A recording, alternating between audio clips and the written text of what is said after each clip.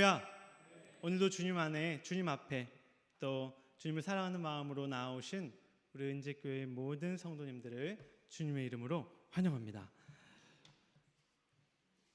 베드로에게 들린 음성이라는 제목으로 오늘 말씀을 함께 나누도록 하겠습니다. 이 땅에 많은 크리스찬들이 원하는 삶이 있습니다.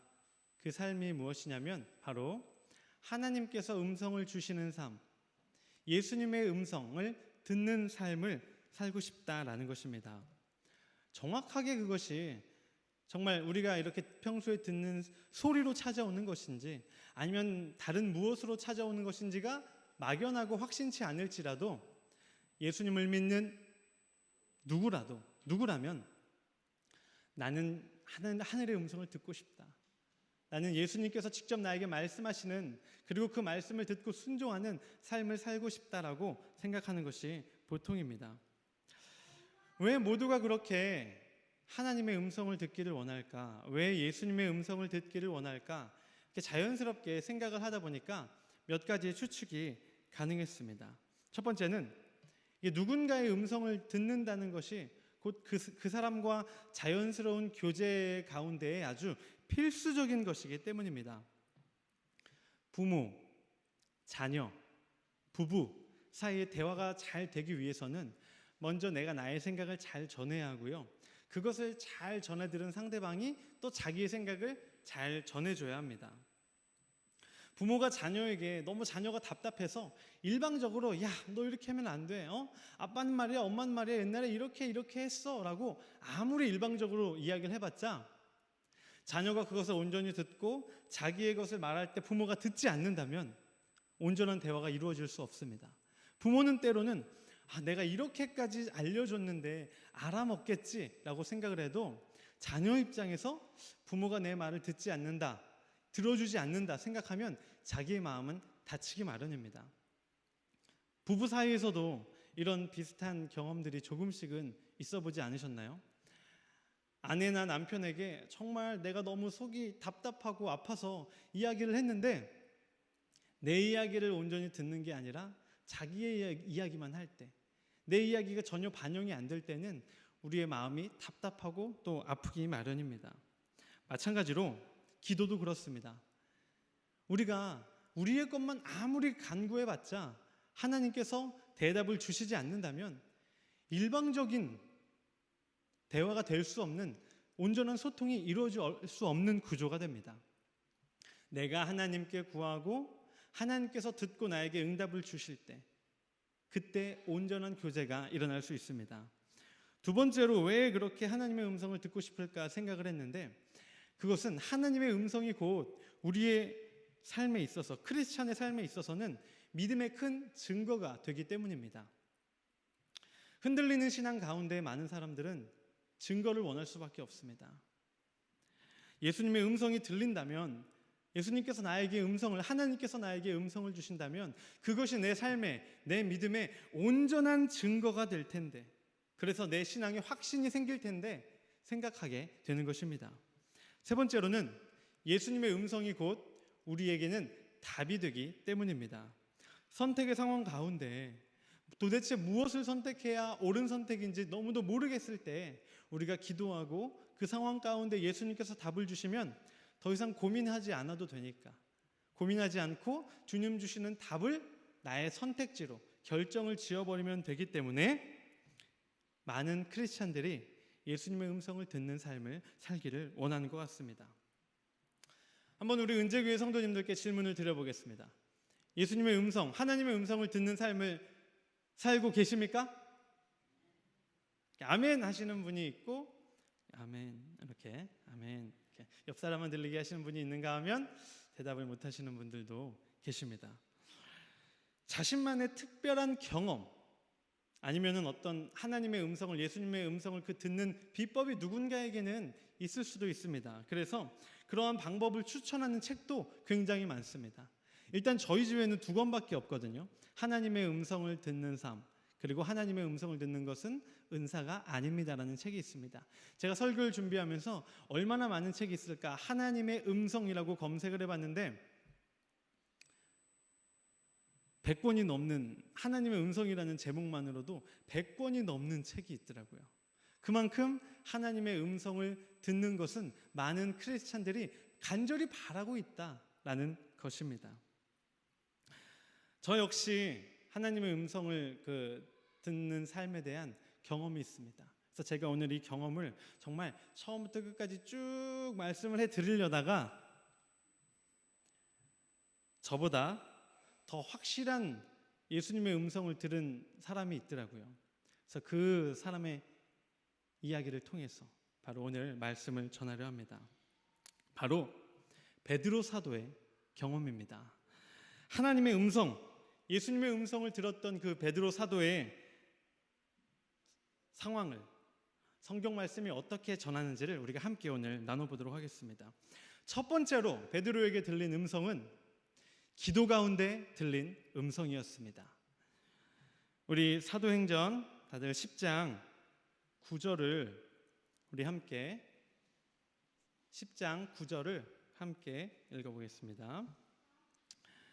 이튿날 그들이 길을 가다가 그 성에 가까이 갔을 그때에 베드로가 기도하려고 지붕에 올라가니 그 시각은 제6시더라.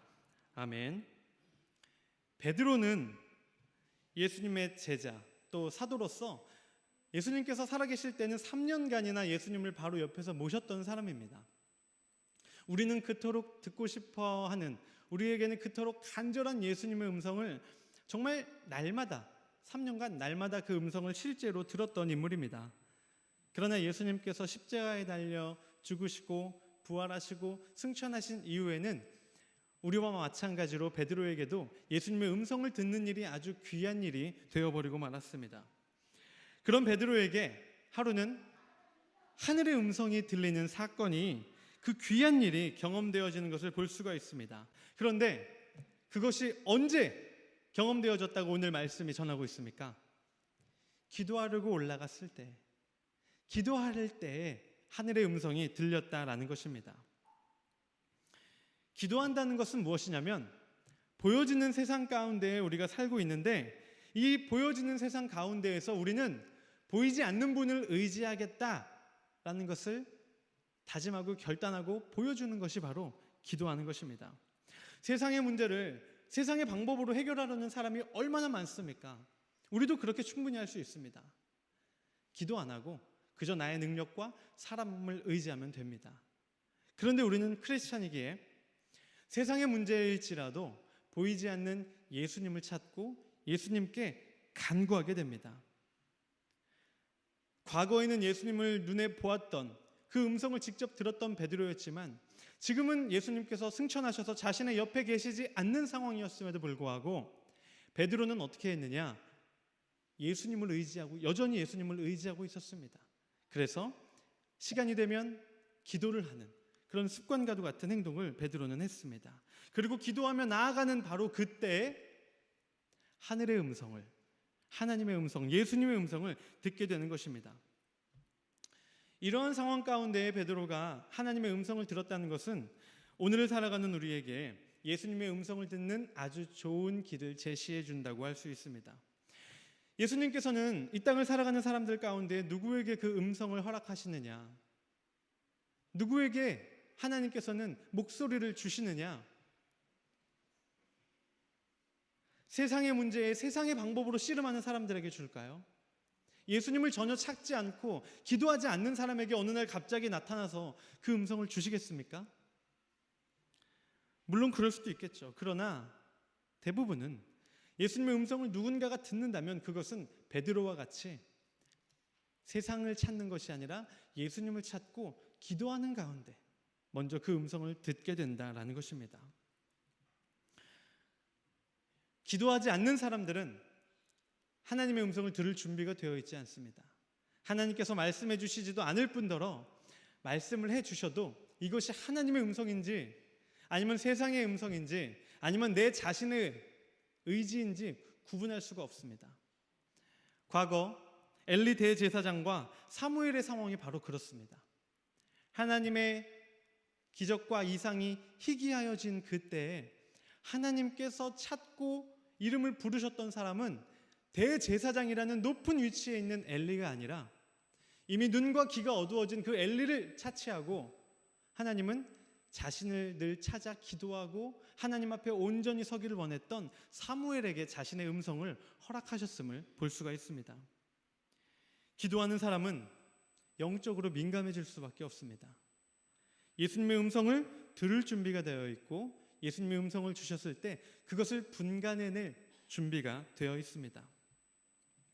우리 은재교회 모든 성도님들이 가장 먼저는 기도의 자리를 늘 지키는 성도님들이 되시길 바랍니다. 개인의 삶 가운데에서도 시간을 특별히 구별하셔서 기도로 예수님을 찾으시기 바랍니다. 바로 그때 베드로에게 음성을 주신 하나님, 베드로에게 음성을 주신 예수님께서 우리에게 음성을 허락하여 주실 줄 믿습니다. 두 번째로 베드로에게 주신 음성은 어떠한 음성이었느냐? 나의 뜻이 아닌 음성이었습니다. 자신의 뜻과는 상관이 없는 음성이라는 것입니다. 우리 오늘 말씀 13절부터 15절을 우리 함께 합독해 보겠습니다. 또 소리가 있으되 베드로야 일어나 잡아먹어라 하거늘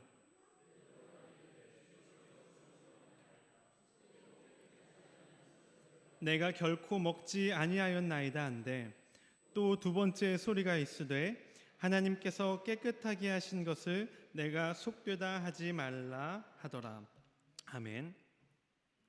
여기에서 나의 뜻이 아닌 음성이라는 것은 꼭 내가 갖고 있는 뜻과 반대하는 음성이라는 게 아닙니다.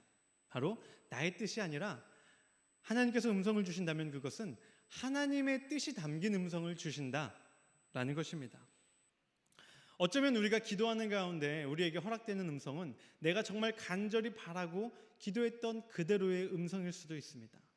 그러나 때로는 내가 간절히 기도했던 방향과는 완전히 다른 방향으로 답을 주실 때도 있다라는 것입니다. 베드로의 상황이 그랬습니다. 베드로가 기도하고 있을 때 하나님께서 환상 가운데의 음성을 허락하셨는데 그 보여주신 환상과 그 가운데 허락하신 음성은 자신의 뜻과는 전혀 상관이 없는, 오히려 반대되는 음성이었습니다.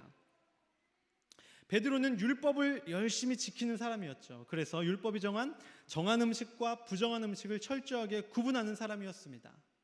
율법이 허락하는 음식은 먹었지만 허락하지 않는 음식은 거들떠도 보지 않았는데 환상 가운데 보자기에 자신이 그동안 부정하게 생각하는 음식들이 거기에 섞여 있었습니다. 먹을 수가 없었죠. 그러나 하나님께서, 예수님께서 음성을 주시는데 그것을 잡아먹으라는 음성이었습니다. 기도 가운데 음성이 들렸습니다. 근데 베드로가 그것에 처음에 온전히 순종을 했느냐? 순종하지 못했습니다. 왜? 나의 뜻이 아니었기 때문입니다. 나의 뜻과는 반대되는 하나님의 음성이었습니다. 그래서 이것이 누구의 음성인지 알았음에도 불구하고 베드로는 제 마음은 그렇지 않지만 하나님의 음성이니 예수님의 음성이니 제가 순종하겠습니다 하지 못했습니다. 일어나 잡아먹으라 하자 주여 그럴 수 없나이다. 속되고 깨끗하지 아니한 것을 내가 결코 먹지 아니하겠나이다 라고 말하는 것을 볼 수가 있습니다. 그때 다시 한번 음성이 들립니다. 15절입니다. 하나님께서 깨끗하게 하신 것을 내가 속되다 하지 말라. 때로 우리는 기도 가운데 하나님의 뜻을 부정할 때가 있습니다. 무엇을 부정하느냐? 내가 기도했던 것과 다른 상황을 나에게 허락하시면, 내가 분명 기도했는데 내가 원하는 기도의 응답이 아니라 내가 생각하지 못했던 응답을 주실 때 우리는 부정하고는 합니다. 그게 무슨 말입니까? 이미 내 안에는 답이 존재한다는 것이죠. 답을 이미 정해놓고 하나님께 그 답만 달라고 때를 쓰는 겁니다. 때때로 우리의 기도가 내 답에 그저 확신을 주기 위한 수단이 되는 것이죠. 내가 지금 이것을 해야 되는데 뭔가 마음속에 꺼림직할 때 기도하고 하나님의 응답을 주셨어 라고 생각하고 그저 밀고 가고 싶은 마음이라는 것입니다. 아마 베드로가 그랬던 것 같습니다. 제 큰아들 형겸이랑 로봇 자동차 놀이를 이렇게 한 번씩 할 때 재미있는 상황이 한 번씩 벌어집니다. 형겸이가 자동차를 여러 대를 꺼내놓고 선심 쓰듯 저에게 먼저 말합니다. 아빠 하고 싶은 거 골라. 그러면 이제 현겸이가 가장 좋아하는 게 뭔지 그래도 전 알잖아요. 그럼 일부러 그거를 딱 짚습니다. 아빠는 이거 터닝맥 카드 에반 딱 고릅니다. 그럼 아빠 그건 안 돼. 그건 내가 제일 좋아하는 거야. 안 돼. 고르라고 해놓고는 안 된다는 거예요. 그러면은 그 옆에 있는 이거 하면 아빠 그것도 내가 좋아하는 거야. 그럼 어느 거 할까? 이거 하면은 마치 제가 처음 고른 것처럼 현겸이는 아빠 그거 그래 그거 해 하는 것을 볼 수가 있습니다. 아빠 마음대로 한번 골라라고 해놓고는 막상 제가 고르고 났을 때 자신의 뜻대로 되지 않으면 안 된다고 하는 것이죠. 그리고 결국은 자기가 원하는 것을 고르게 만듭니다. 그런데 우리가 가끔 기도할 때 이런 모습을 취한다는 겁니다. 하나님, 이 상황과 두 번째 상황이 있는데 제가 어떤 것을 선택해야 될까요? 그러나 마음속엔 이미 답이 정해졌습니다. 더 많은 희생과 포기가 있으나 그것이 옳은 길일 때, 이거는 누가 봐도 약간 크리스찬으로는 부족한 길인데 선택하면 이익이 아주 많습니다. 그럼 내 마음은 여기로 기울죠. 그럼 기도하면서 여기에 답을 주시기를 원하는 겁니다. 목회자들도 마찬가지입니다. 가야 할 임지가 결정이 될 때 이왕이면 멀리 있는 곳보다는 가까운 곳에 답을 주시기를 원할 때가 많이 있습니다. 그래서 복음 들고 어디든지 가오리다, 이 찬양을 임지가 결정될 때는 금지 찬양이라고 합니다. 나 어디든지 갈 수가 없다. 나한테는 이미 정해진 곳이 있다라고 생각하는 분들이 계시다고 합니다. 저처럼 이렇게 기도만 하고 이렇게 은재교회로 오는 이런 분 같은 분이 많지가 않다고들 합니다. 우리가 기도의 답을 결정하고 기도해서는 안 됩니다. 그리고 베드로도 원래는 기도의 답을 결정하고 기도를 했지만 하나님께서 두 번째 음성을 주셨을 때 내가 실수했구나, 내가 잘못했구나를 깨닫게 됩니다. 그리고 자신의 뜻을 온전히 내려놓고 다시 한번 하나님의 음성에 집중하게 됩니다. 그러자 자기가 지금까지 갖고 있었던 본질은 제쳐두고 보여주기식에 갖고 있던 그 율법을 지키는 그 믿음을 내던져버리기로 합니다. 유대인과 이방인을 엄격하게 구분해놓고 유대인에게만 하나님의 말씀을 전해야 한다라고 생각했던 과거의 생각을 완전히 버리게 된 것입니다. 우리가 하나님의 음성을 듣는다면, 듣기를 간절히 원한다면 유념해야 할 것이 있습니다. 무엇이냐면 이미 내 안에 정해져 있는 이 문제 상황의 답을 내려놓는 것입니다. 답을 다 정해놓고 하나님 이거 맞죠? 하나님 맞죠?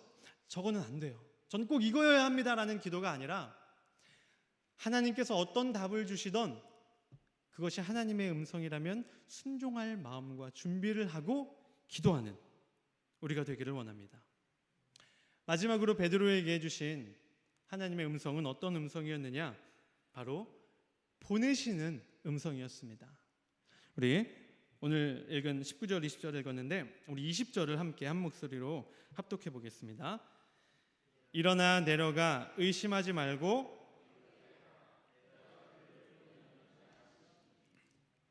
일어나서 의심하지 말고 함께 가라. 그 기도의 자리에 멈춰 있지 말고 일어나서 그들과 함께 가라. 예수님은 베드로에게 말씀을 하셨습니다.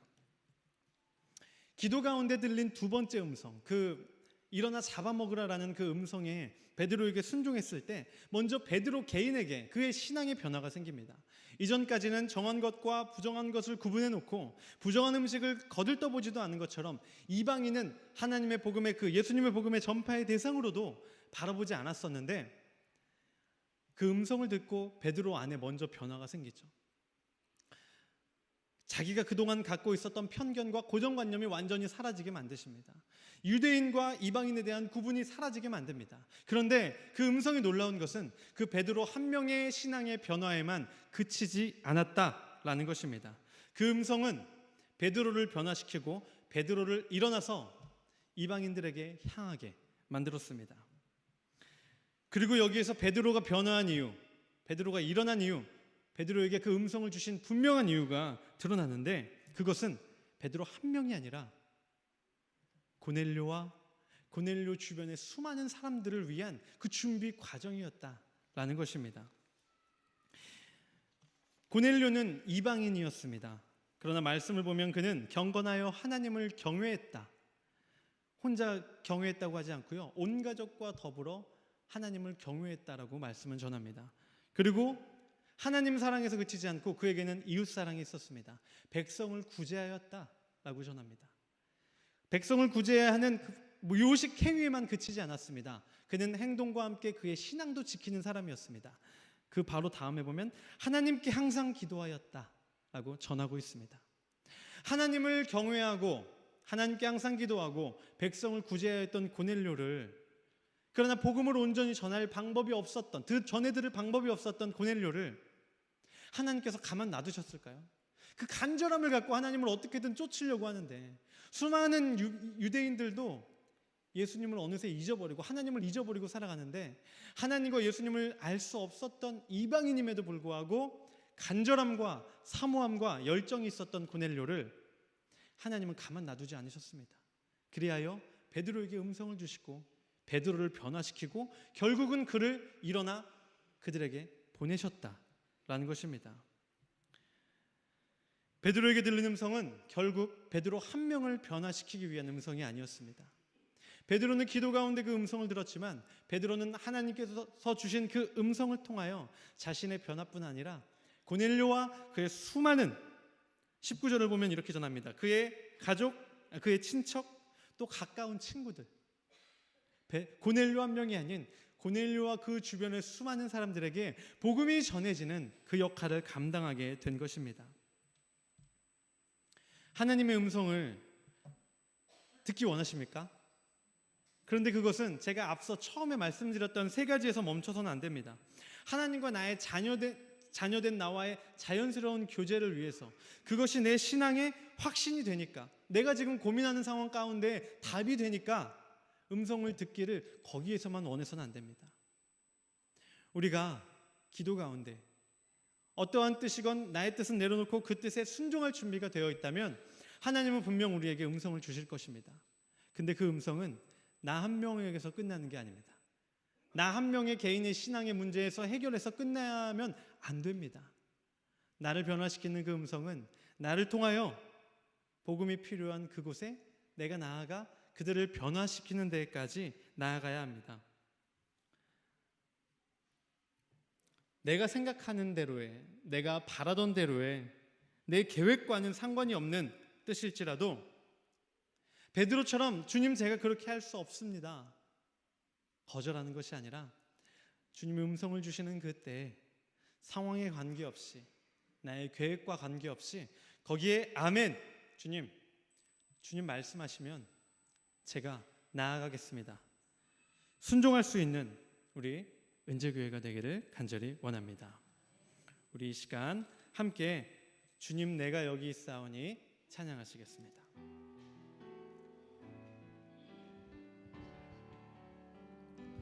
주님 내